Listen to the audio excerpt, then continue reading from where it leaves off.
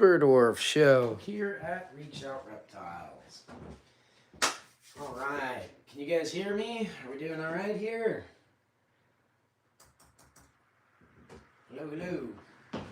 Make sure this guy's working. Oh, give me some love in the chat if you can hear me.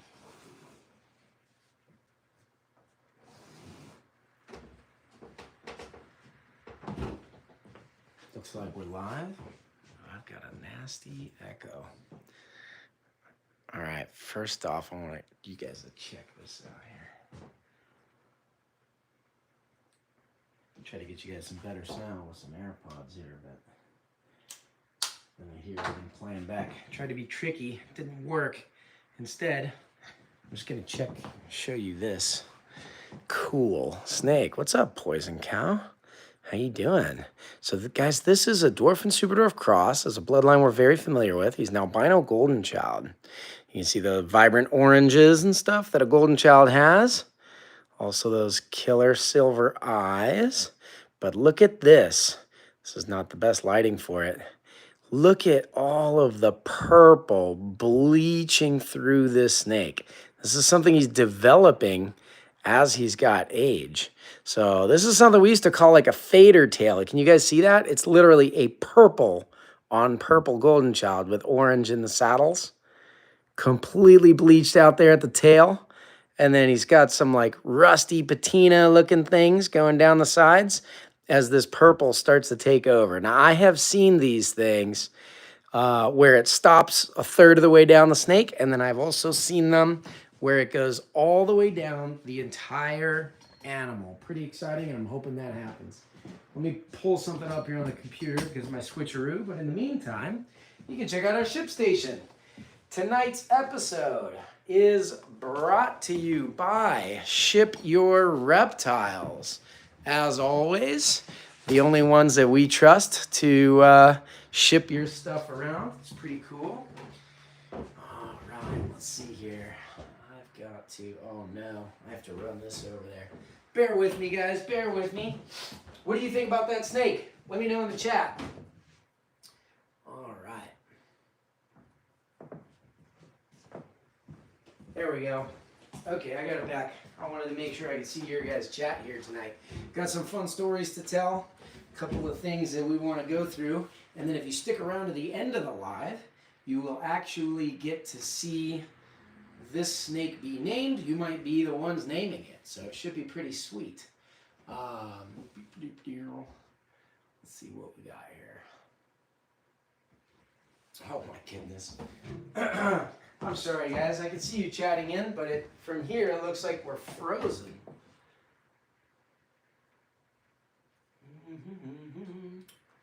We're not frozen, right? We're good.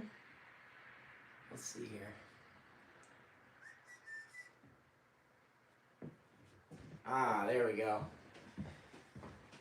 Jason, always my technical advice. How can you hear me now? Is this better? We should be good. We should be all set up. I'd like everything changed right at the beginning because I took some AirPods out. Quite annoying. But we're back. We're ready. We've got an awesome snake. You guys get to name it. There is something unique about this snake, and it's not just the color. Let me show you this color one more time, because this guy is just incredible. So the thing about this snake that you get to know is that this is not a snake that's a holdback. Every other snake that we show on here is a holdback. I do have my green tape out, as you can see right over here, and my big fatty marker. So we will name this snake during the show. I just can't guarantee that the new keeper will want to keep whatever you guys name it. But it would be kind of cool because your naming prowess, which I know some of you guys are very good at this kind of thing, might spread like wildfire into other collections. Look how incredible that is. Isn't this cool? And on a purple phase golden child, this purple, that's this lighter background color, a lot of times overtakes the whole snake, so you get an almost entirely purple golden child. As you can see, he's got some vibrant orange spots in there. He's also 100% het anery. This is not a paradoxing. This is not the way this snake hatched. This is the way that he's developing. I'm not quite sure what causes it, but we do see it fairly frequently. It's not an infrequent happening. So it's pretty cool. Let's see. Hanging out with Kagan. Heartland Reptiles, what's up? How's it going? You got some breeders going on? Pretty sweet. He's a stunner. Yes, he is. Electric Kool-Aid acid test. I don't understand the reference. I'll tell you, we actually had, you guys should follow her if you don't. This is somebody that I met at Clint's Reptiles. She's another influencer. Her channel is called My Pawfict Family, like P-A-W. And she went through, there's a little trending, I don't know, TikTok thing or whatever, where she was trying to be nice, but she's like basically take an old guy and you make him use like Gen Z slang. So we filmed the whole one all about super dwarves, and she's going to put it up on her channel there. So you'll definitely have to watch that. I don't know if it's going on TikTok and or Instagram, maybe a YouTube short. I'm not sure. So follow her everywhere. It should be fun. All right. So let's get into this. I wanted to talk to you guys tonight about just some fun reptile stories. I've been keeping reptiles my entire life. It's been super cool. Obviously, they're sort of one of the many loves of my life, but kind of taken over a lot here at Reach Out Reptiles. And I have been into these guys my whole life. So I have stories going all the way back. I kind of want to start you at the beginning and then bring you up through current day. And if you guys in the chat have some awesome reptile adventures or stories that you'd like to share, we would love to hear them. So I kind of want to rap with you guys about this. Some of you guys have maybe heard a couple of these stories, but probably a lot that you haven't heard. And so, yeah, I think we should just get into that. And then I want to talk to you a little bit about some of the super dwarf stuff that we have coming on here throughout the week and into next week and everything like that. So stay tuned. All right. So getting into it. Back in the day, everybody always asked me, how'd you get into reptiles, right? One of the stories that I tell them, this is not something that I remember, but I have told and it's been retold and so on and so forth, as a lot of young life stories are, right? But the story goes like this. I was 2 years old, living here in Pittsburgh, Pennsylvania, or at least in the area, and loved to play in the creek as every red-blooded 2-year-old American boy does, right? Jumping around in the water, getting all muddy. Caught a water snake. Now, if you've never caught a water snake, you'll have to ask Evan Wooldridge what that's like. I went herping for them with him last summer and dared him to actually try to kiss one on the face. It was pretty cool. So you'll definitely have to go see that story. Poison cow. This is a boy. This is a male dwarf, purple golden child, 100% head anery. We do have some of his sisters here at the shop too, though. So anyways, I caught a water snake, and like a 2-year-old does, you know, grabbed it midsection, kind of like this, was squeezing the dickens out of it, you know, don't want it to get away. Well, if you've ever caught a water snake, they're very feisty, very bitey, they love to musk, flail around, so I'm holding it extra tight, and the thing is whipping back and forth and just chomping on my knuckles, and I'm going, look, Mom, ow, isn't this pretty? Ow, can I keep it? Ow, you know, and it's just biting and biting and biting me. So this is Garrett at 2 years old, and that's kind of where it all started, right? So a lot of people have asked me, why do you get into reptiles? Not so much reptile people, because obviously you guys already know, but just normal people, when they come through the shop, want to know, how the heck did you get into this thing?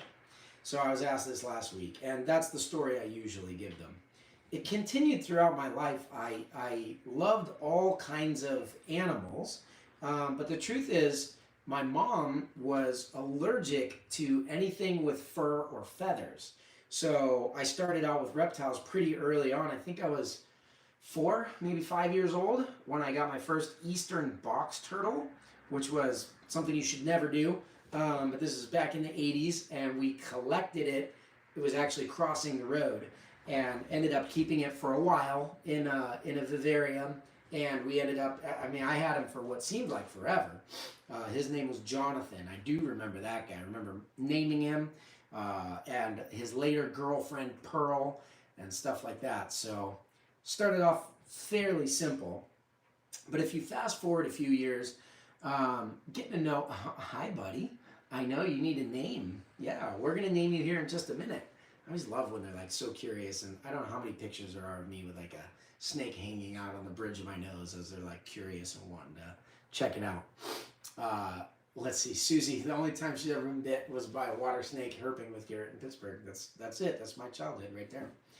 So fast forward a while later, I started to really take an interest in snakes. I just think they're absolutely captivating. I love all the stuff with legs and shells and stuff like that. But there's something just kind of like epic about a snake, especially one that wants to hang out with you like this little baby does, right? And so super dwarf retics for the win. But I didn't know really all that much about dwarf or super dwarfs. I don't even know if I was honestly aware of their existence at this time. But I did love snakes. And so as we grew, my dad moved around a lot. Some of you guys might know he was a Marvel comic book artist, and that was in Minnesota, Minneapolis. We lived there for a little bit, eventually moved to LA, and he became an animator. And so while we were living in like North LA County, it's kind of high desert area, there was quite a few snakes around. The first snake I found when we moved to this new property we had, it had like a horse arena, and I was riding my horse around, and there was sand in the arena. And looking in the sand, there was something almost this color, probably a little bit deeper red than the color of this guy, but it was orange, and I thought it was a carrot laying down in the sand of the arena.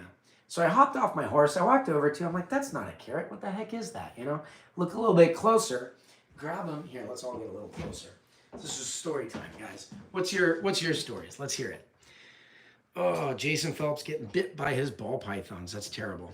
So I reach down, probably this much of the thing is showing at this point. I reach down, I grab it up out of the sand, and I pull, and a couple feet of it come out. Imagine pulling up a buried rope that's in the sand or whatever, right? Well, it turns out that this thing was a coach whip. Now, I didn't know what a coach whip was. We call them red racers out there. Super fast snakes, black head, red bodies. I have no idea why this thing was buried in the sand of this arena. Maybe it was cooler months and it was trying to warm up or something. But as I pulled it up, I didn't even realize it was a snake as the thing whipped around and it tagged me on the hand, bit me. Now, I was completely unfamiliar with any of the species of snake at that point, but it bit me pretty good. It drew blood. And I obviously was startled, dropped it, and the thing sped off the way that only a coach whip can. Well, now I'm thinking, you know, I'm no stranger to getting bit by reptiles, obviously, from the first story, but I'm thinking, I have to find out what this snake was. It's potentially venomous, and it just bit me. I don't know anything about snakes in this area or anything like that, so I need to get a better look at it. And I'm thinking this in very rapid terms, get a little adrenaline rush, you know. Run out through the arena, dive through the fence after the snake. It was looking around, and it found like a gopher hole and jutted down the hole. And I reached down as fast as I could up to my armpit, grabbed the snake, and it's biting and biting and biting. And I'm thinking, well, I don't feel any fangs. It didn't sting like a wasp or anything. So I think I'm okay, but I got to get a good look at this thing. So I pulled it out, kind of wrangled it, managed to control it, grabbed it from behind the head. And my whole hand is all bleeding at this point because it was just like tag, tag, tag, tag, tag, this wild snake. As any wild animal would do, right? If you grab it by the tail, pull it out of its sand. Walk inside, look it up in the what was it, the Peterson's Field Guide? I literally have the same book sitting over there on the shelf right now. But I look it up in the book. It's pretty funny. I should go get it. Follow us on social media. I'll show you some pictures and videos of some of these stories. A lot of them were recorded. And it's a coach whip. It was non-venomous. It was a grand old time. Shortly after, I did get into venomous snakes, though, because much more common than coach whips were actually Southern Pacific rattlesnakes. And I began capturing them. This is a story I know that you've heard. Capturing them and hiding them under my bed because my mom was afraid of snakes. So here she is, allergic to everything with fur and feathers and terrified of snakes, really narrowing my options down. So I started keeping rattlesnakes under my bed, and then I began breeding them. I actually had some success breeding rattlesnakes under my bed, but most of the time I was just catching them, and if I found a gravid female, I'd hang on to it and let the babies be born, which was really fun. Look at this guy's colors. You just can't get enough of this. This guy's so cool. So one of the more incredible things that happened was I caught this huge female, and it was like a weird time of year where the weather had gotten really cold. I mean, like really cold. And she was super sluggish, crossing the road. I brought her in. She warmed up, and then she actually birthed a litter of babies in our house. I want to say there was 13 of them originally. The thing that was very unusual was that one of the babies was, I wish I could remember the morph. I'll have to look it up and put it on one of these later social media posts for you guys. It was some kind of like a hypo, maybe a caramel albino. And this is Crotalus hilari, I think now. It was Viridis hilari at the time. But basically hatched, birthed an albino rattlesnake. And I'd never seen anything like it. There was, I think, a very few albino eastern diamondbacks at the time, maybe western diamondbacks. I don't think there was anything in the southern Pacifics. And so I kept this snake, I raised it, and I became so familiar with it that I would play with the snake exactly as I'm playing with this. This is, again, guys, we're talking about the 90s. This is not something I recommend whatsoever. Should probably put a disclaimer on this entire episode. Don't do as Garrett did. There's a lot of things that we learn as we grow with reptiles, and if you guys can learn from some of my early mistakes, that would be awesome. But here I was, I think I was 13 years old, and free handling this rattlesnake because it didn't want to bite me any more than this baby retic did. Obviously, though, if I scare this retic or something goes wrong or whatever, it could bite me. The consequences would just be a lot worse if it was a rattlesnake. I don't think they would be tremendously worse. This is a native rattlesnake to the area that I was at. People did receive bites from them on occasion, and so anti-venom was, everywhere, stuff like that. I actually knew where they stocked it and everything. So it wasn't the same as, say, having some kind of like, crazy exotic reptile or something that you're not going to be able to find it for. But I raised that snake for quite a while, not knowing what to do because it was an albino. Obviously, my parents were not fans. They did not want me to have it. And then, so, yeah, under my bed, exactly. I started keeping them in, like, cardboard cages that I made. It was a bad idea. And there were times that adults gave birth in my house, and the babies were so small they fit out through, like, the ventilation, and I lost them in my room. So it was pretty bad. But, so, at any rate, yeah, I know, it was dumb stuff. I got this albino. What do you do with it? Well, my parents hated it. And so eventually, I honestly let it go. But at this point, this thing had been eating off of tongs for me. I think it was about 1.5 years when they finally made me let it go. There are some old pictures of like younger Garrett, long hair, the whole spiel, hanging out with some of my rattlesnakes later on. But this albino one, or caramel, hypo, whatever it was called, I let it go at a place I used to go herping all the time. It was like an old shack that was falling apart and had boards laying all around it. And you could flip the boards and find different reptiles there every time I went. It was one of the most successful herping spots. So I let this guy go, and then I hadn't gone back in a while. I don't remember exactly how long now, maybe a month or so. And flipped the thing, and the same rattlesnake is sitting in the same spot. Obviously, I know it's a rattlesnake because it's mine, and it's an albino and everything. And it looked at me, and it's like all skinny and dehydrated. It was like, oh, thank God you're here. Where's my mouse? You've missed like the last 4 mice, And he was just looking at me. It was like completely pathetic. I picked him up like this, walked home with him, soaked him in a tub with water, and he's like filling all back out, and figured I need to do something with this. So I ended up selling it to a reptile broker through kind of like friend of a friend situation.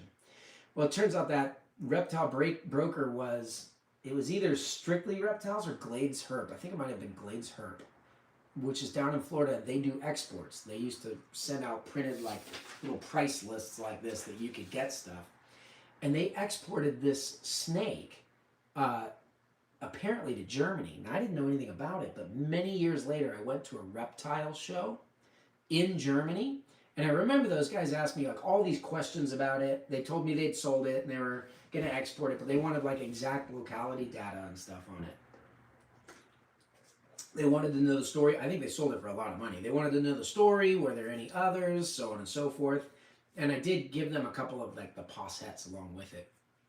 But at any rate, they years later, when I worked with Prehistoric, I went to the Ham Germany show, and they have a venomous tent. And I went in there, and I saw it wasn't my rattlesnake, but I was like, oh, they do have these. I thought mine was like the only one, but here's this table full of cool rattlesnakes, and they had this hypomorph. I was like, that's just like one I used to have. And then as I talked to the guy, I found out that he was the guy who actually bought my rattlesnake from, again, I think it was Glades Herp in Florida. Raised it up, bred it, proved it out, and it was like his own line of albino. He was telling me how he got all the exact locality data, a couple possets with it, and all this stuff. I had never talked to him before. I just talked to the guy I sold it to. He talked to the guy he bought it from. So it was really cool to make the connection. I told him all about that story. I could tell him like the den sites from the, all this stuff. Not that he would ever go out and get them. He lived there in Germany, but it was pretty fun to say the least. I was very involved with rattlesnakes at the time. In fact, I met my then-to-be wife, Ashley, up at this camp in the mountains, and it was like a kids camp, right? You'd get hundreds of them. Anyone else got some stories? I see some ball python bite stories. I want to hear them in the comments section, or at least what you guys think of my stories. Maybe some stories you aspire to get on your own. So I'm dating Ashley, and I work at this camp, and we used to relocate rattlesnakes away from the camp. I don't like to do this because it really displaces them and stuff, but I figured it was better than killing them.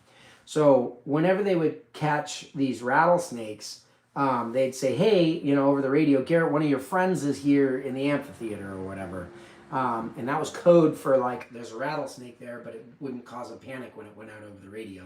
So I'd collect them throughout the week and take them home on the weekends. And so one of my earliest, we weren't even dating at the time, we were just friends. I think I was giving her a ride home or something. But one of my earliest experiences with my later-to-be wife, many of you guys know and love her now, Ashley, was actually playing with some of these rattlesnakes. I let her pet them and stuff. We relocated some rattlesnakes together, and the rest is history, right? It was love at first sight. So now I wouldn't say that might have been love at first sight, but I wouldn't say she's been in love with the reptiles all this time. I think some of you guys know some of Ashley's reactions to some of the reptile stories we've had here. But you might not know that our very first apartment was like a studio apartment, like a one-room thing, right? And so our bedroom has all of the reptiles in it. When we got married, it is a very small world. That's true, boys and cow. I was so ecstatic about that story, like how cool to see them. I kind of recognized the morph, and then to find out I need to go figure out if they have them back in the States yet, because it'd be cool to get one. Well, actually, that's probably a pretty bad idea these days. But anyway, I would love to have one again. So it's only cooler that it's like so many generations later. But yeah, so fast forward a few years, Ashley and I are in our first year of marriage. Our tiny apartment is packed with reptiles, and not just reptiles. I bred a lot of, at that time, I bred a lot of Australian dwarf monitors. And so we had like trash cans full of cockroaches and things like that I would use as feeders and everything else. But I also had two fairly large reticulated pythons. She was reminding me of a couple of reticulated python stories, so we'll bring it back into retics now. But one of them was my tiger citron. A citron is a beautiful project I love working with. It's a het titanium. We actually finally have them in Superdorfs as of, we hatched them last year for the first time. They've been around for a couple of years, I think, but still super new recessive project. I wanted to make titaniums. I want to say I was the third person to hatch titaniums, actually, and it was from this citron tiger male. But Ashley wakes up in the middle of the night and goes to use the restroom. She goes to the bathroom. She corrected me on some of the details of the story, so if you've heard it differently than that, if you know my wife, I'm like, that part didn't matter, but she's like, you have to get all the details right or the story is not good. So she goes to the bathroom, no big deal, goes back to bed, and then she hears like a crash, and the dog started barking. She was trying to go back to bed, but she was like angry at the dog, scolding it, all this kind of stuff. Or no, the dog was barking and then she heard a crash. Sorry, I'm trying to get these details right. I don't know why these ones matter, but they do to her. So they do tonight. Dog barks. She scolds the dog. Then she hears a crash. She goes back into the bathroom. Where she was sitting in the bathroom, there was like, it was either a towel rack or a curtain rod next to the window. But here's this adult male mainland retic come crashing down off of the thing, and she realized that while she was going to the bathroom, it was hanging there right above her head the entire time. Now, he wasn't huge, but I mean, he was probably 13 or 14 feet, so pretty good-sized snake. She was not happy to say the least. I'm starting to realize how many of my stories are obviously because of my inadequate caging. Let that be a lesson to you. Start with adequate caging and secure caging. So she ended up rewarding the dog the next day. I'm sorry I scolded you, all this kind of stuff. Thank you for barking and telling me this snake was out. And I think I actually ended up having to get rid of a lot of the reptiles after that. I ended up selling them through the shop and everything like that. That guy I kept, though. He made it all the way out here to Pennsylvania with us. And some of you guys have been following us from the very beginning might remember a little thing that I did called, it was like a campaign called My Snakes Save Lives. And it was the eggs. We did like an egg raffle off of those two snakes having bred and stuff like that. So it's been amazing the support that I've had over the years. Around that time, living here in Pennsylvania, you know, Ashley's mother, my mother-in-law, actually got roped into this. This is something, you know, it's funny when people are like, hey, I've got to, you know, ask my family, my mom, my wife, whatever, about these snakes. I think that's a fair point. Just judging by the number of people in my life that have been affected by our little stories here. But I'm trying to remember what snake it was. I believe it was a Superdorf tiger that now belongs to my buddy Scott Bolter. Her name was Lily. I remember the snake. I'm trying to remember this. Jason's asking if Chico went Shawshank again. No, Chico is adequately housed. If you're on our Patreon, you know what I'm talking about, and a lot of those guys have heard these stories. By the way, if you're not on our Patreon, you can join at the link in the description below and hang out with us for an after party. We do that after every live. So let's see. My mother-in-law, we had a snake that actually had laid a clutch of eggs. Oh my gosh, I had so many stories. I haven't even gotten to like the near life and death stories. But my mother-in-law had to videotape me pulling eggs away from a decent size, like a 10-foot female Superdorf retic that was striking at me and everything else. I had to get the snake out, put it in a tub, get it secured, pull the eggs. And my mother-in-law, like, I mean, to her credit, Steph, I love you.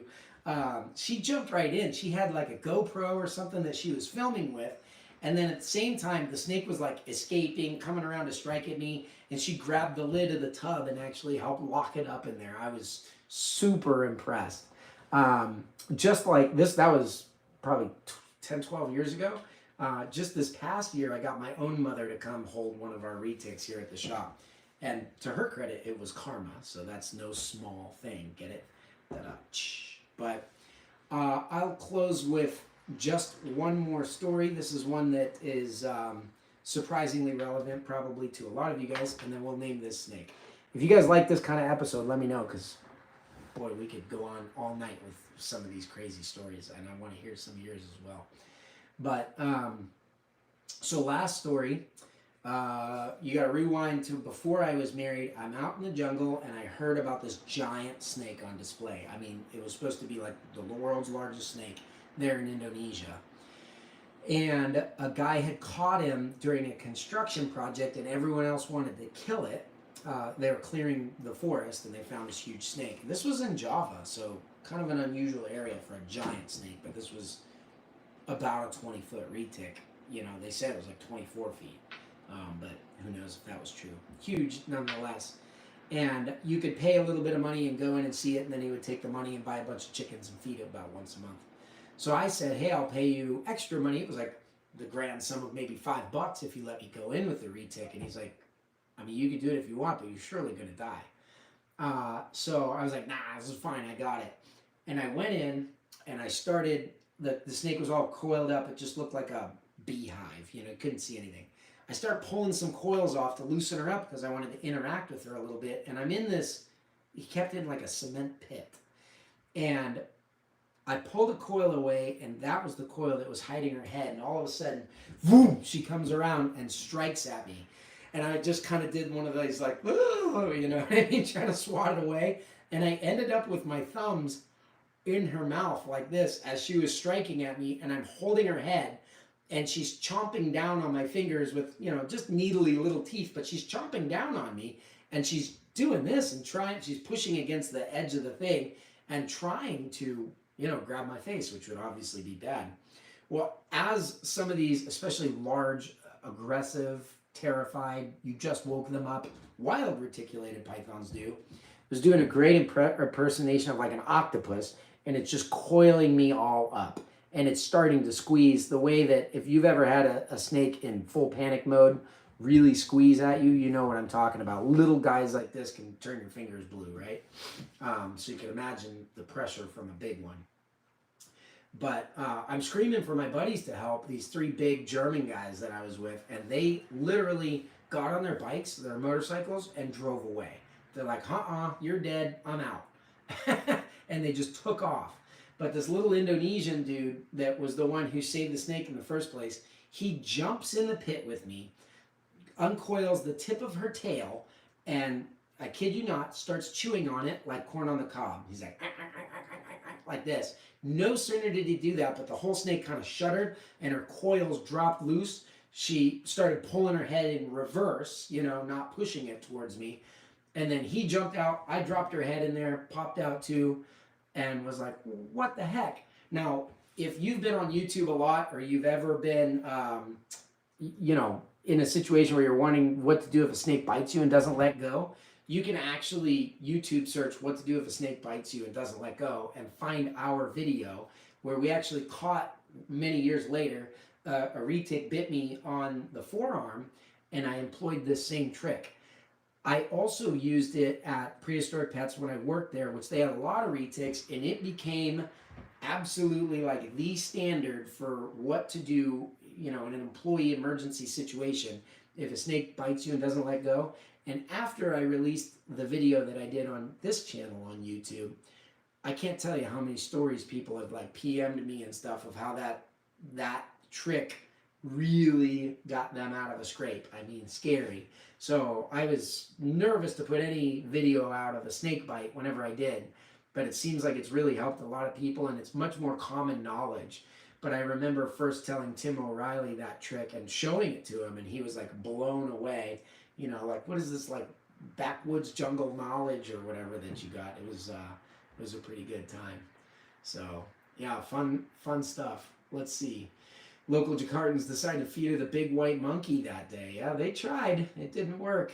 Or at least she tried. Monitor stories go. Oh, I had a black throat monitor break my jaw one time. Head slapped me and dislocated my jaw on one side and broke it down the middle. That was a monitor that they used to use for the movies. So if you guys want to hear that story and some others and some of the more intense stories, make sure you like this video and let us know in the comments section.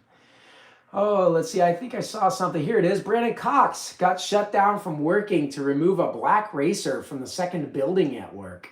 Saved a few rat snakes in the railroad track at my previous job as well. There's always one of you, isn't there, Brandon? Like the snake guy, or sometimes it's like the raccoon guy or the beaver guy even, that's always helping the local wildlife during those kinds of things. So kudos to you for doing that. All right, well, hopefully you guys enjoyed a little bit of the story time. Man, I had so many other stories. Ashley was actually laughing at me. She's like, you got a half an hour show. You're not going to finish all these stories. So maybe we'll share a few more details in the Patreon thing tonight. And if you guys want to watch some more stories like this on a live, or maybe even have some people call in with some of these crazy stories, I'll tell you, when you have a lifetime of adventurous reptile seeking and keeping like I have, it's hard not to come up with some pretty incredible stories. Let's look at this guy one more time. So here's what we do, guys. If you're new to the show, we always name a snake at the end. Now, this snake is different than most because they're typically holdbacks and you can see them here forever. This one's actually for sale though. It's just something that Joe showed me. Oh gosh, this lighting is terrible. Let me turn it here. Let's see if I can get the shine off of him. Here, let's see if that's any better. So this snake's actually for sale. If you want this snake or you want Joe to pick you out something really special, this isn't something that you'll find necessarily on Morph Market or anything. It's just a good idea to check in with him. So it's very easy to you hit us up on email, info@reachoutreptiles.com, and say, Joe, Garrett showed me that crazy purple fader tail golden child, whatever you want to call it, on the live stream. I gotta know how much money that is. And I'll tell you, we're not actually even charging any more money for this. It's just sometimes you get a really special animal. So I think there might have been some people interested in it, and that's why he was showing me in the first place. But hey, if you get there first, you win. So, and if not this guy, we have a lot of really cool snakes in the racks that you don't necessarily see by perusing our Morph Market. So send an email over to info@reachoutreptiles.com. Just ask Joe if he's got anything special for you. I think this one might even be on sale. Good deal. Look at the tail. Pretty crazy. So if you guys want to name this snake, go ahead and drop your name suggestions in the chat right now. I'm going to give you a couple minutes while I show him off to do just that. And then we will pick the name, and he will be forever named that until someone buys him, which with a snake like this, I wouldn't be surprised if that's like this week. So go ahead and drop your name suggestions. We'll see what happens, and maybe your guys' contagious reptile naming here at Reach Our Reptiles will begin to expand beyond our collection into others if someone decides to keep it. Look at that. Isn't that cool? I love the rich orange centers with the deep purple backgrounds and then that faded out. I think this is a inheritable trait. It's just a little bit randomized in how it's expressed. I bet this is something you can selectively breed for. Could you imagine? We actually have, look at this. We got our zombie snow stuff up from our last zombie snow on the chalkboard there, last episode. Could you imagine this as a mochino or an orange glow with even darker contrast in the color? I mean, this would be the actual way. If you make like a purple motley golden child, it's not actually like a purple snake. But in this case, you could actually make like a deep, fully dark purple snake. It'd be pretty cool. All right. And if albino golden childs aren't your thing, then make sure you guys subscribe so that next week you can watch our whole video dedicated to cow reticulated pythons. I'm pretty excited about that. We have some uber rare super dwarf cows in the video and a special guest appearance from Kevin O'Leary. Not this time. Kevin McCurley over at Nerd to talk to us and tell some of his own stories about what it was like hatching the world's first cows and figuring all that out. All right, let's see what kind of names you guys came up with. Let's see, is Ashley feeling any better about the alligator? Ooh, I don't know. Susie says I'm not allowed any venomous. I'll see, you would know. All right, let's see. I have a feeling Ashley's talked to you about those kinds of things. Chico is doing well. I was hanging out with him today, actually. I planted some mangrove trees. Made a little island for him in there. It was pretty cool. Let me see here. All right, what's up, Smays, Serpents and stuff? Homeless Veterans. How's it going? Okay, where's our names here? We've got... All right, here it is. Sunset, Purple Poison or Prince, Trump, new president, by the way. Holy smokes. Congratulations to Donald Trump. My son Finley, who's 6 years old, calls him Dominant Trump. And I said, that's funny because that's actually fairly accurate. Dominant Trump. The new president is Dominant Trump. Let's see. Pomona, Electric Cowboy, Barney. Those are pretty good ones. Pomona, Electric Cowboy, and Barney.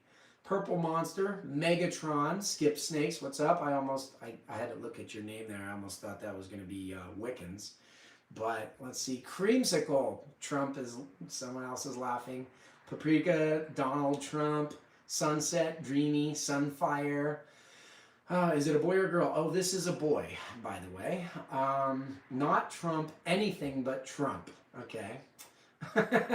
I mean, is kind of the same as the hair color though, right? Like losing the hair, which would be like losing the orange. So I don't know, so many ways. Captain Sunkissed.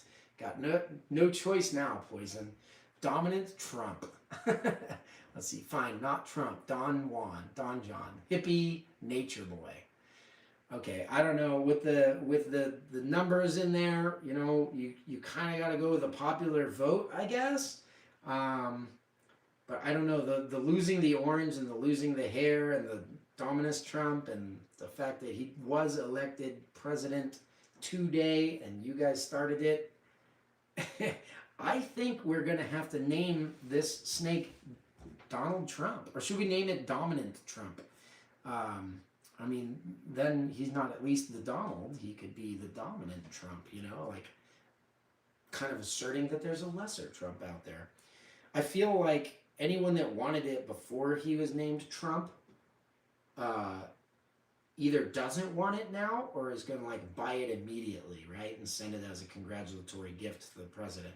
Don't you guys think the president of the United States, regardless of who it was, should have a super dwarf anyways? Let's get him on our side, you know? I think US Art would think that would go a long way. I think Jesse James made him a gun last time, like a custom 1911. Let's get him a custom snake named Dominant Trump. What do you guys think? I think I'm going to have to do that. We're going to go for Dominant Trump with the name. I'm sorry for all the non-Trump supporters.